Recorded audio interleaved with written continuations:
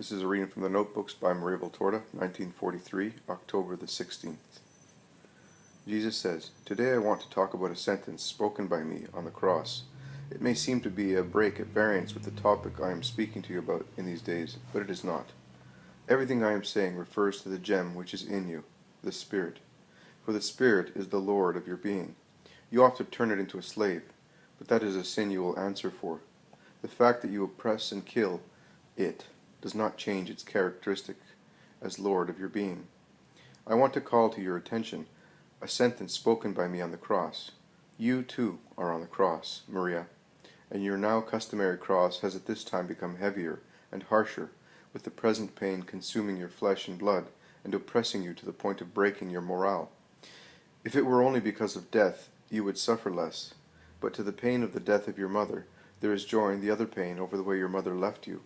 Without a word, you've got a lump of tears in your heart because of your unfulfilled hunger for caresses, which has accompanied you throughout your life as a daughter, and will accompany you throughout your life as an orphan.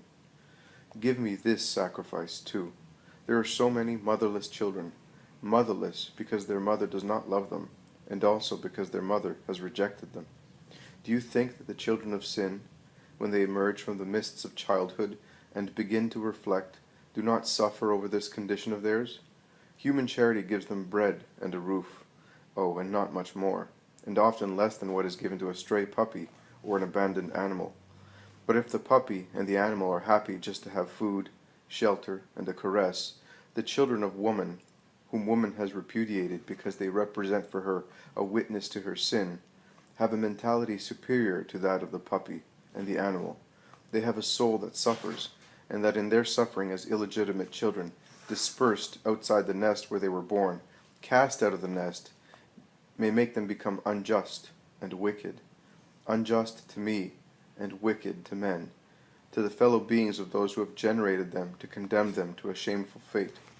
Only I that am the one for whom no tear of man escapes, and not even the need of the hungry sparrow goes unobserved, only I know the tears and acts of rebellion of these poor creatures of mine, who have not had even that minimum of a family which is constituted by the memory of deceased parents.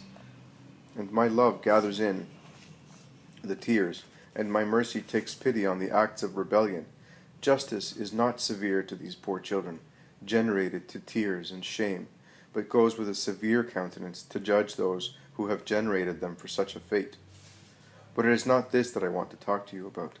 I therefore ask you only for your suffering as a daughter who has not experienced the comfort of her mother's farewell. You have me as few do. They are unable to see me and hear me. I would otherwise be with everyone as I am with you. Give me your pain as a daughter, so that they will feel that they have a father, that they are not spurious, that there is someone who loves them, and he loves them as no parent on earth is able or knows how to love. One must be able to apply one's individual pain to relieving the pains of others.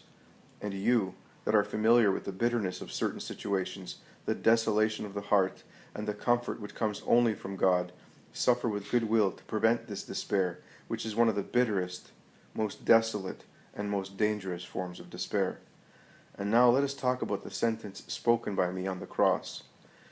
If in the words of wisdom there is not one which is useless in regards to the Spirit, what must be the case with the words spoken by me, divine wisdom? On the cross I completed my mission as Redeemer, but also as Master.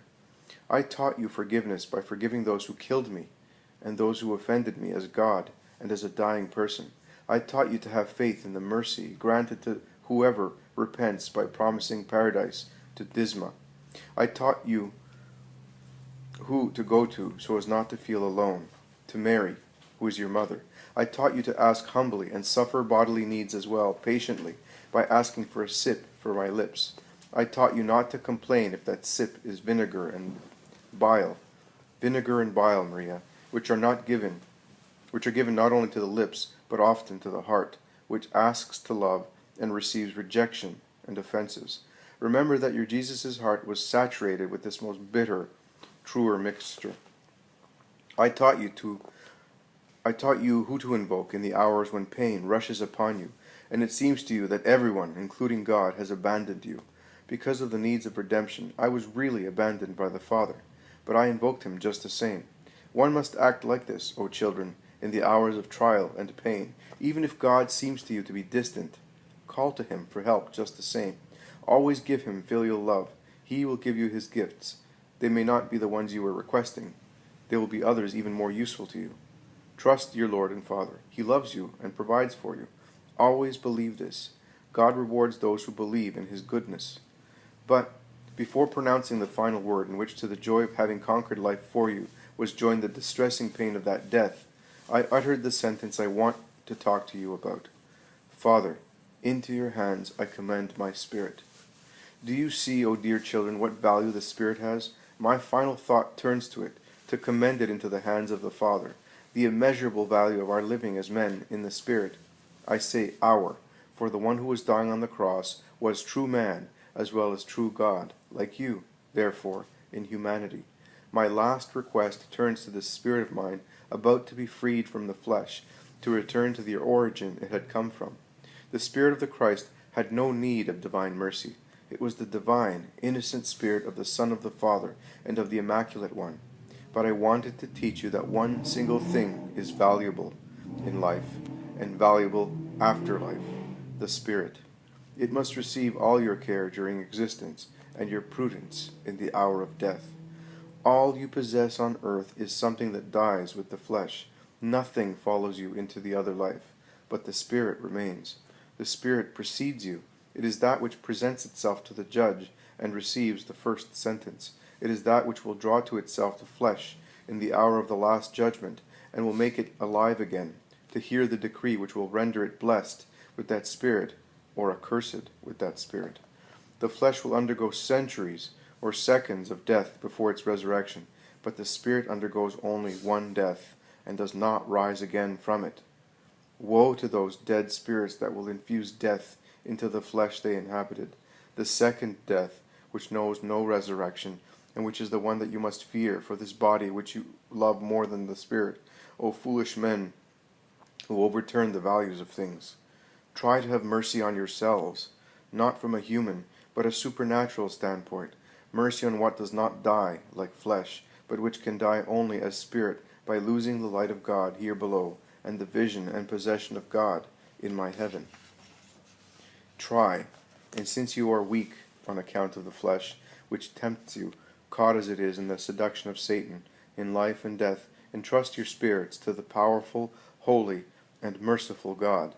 When I taught you to say, lead us not into temptation, but deliver us from evil, wasn't I already teaching you to entrust your spirits to the Father, who created you and does not repudiate his paternity, as you, on the other hand, repudiate your status as sons and daughters?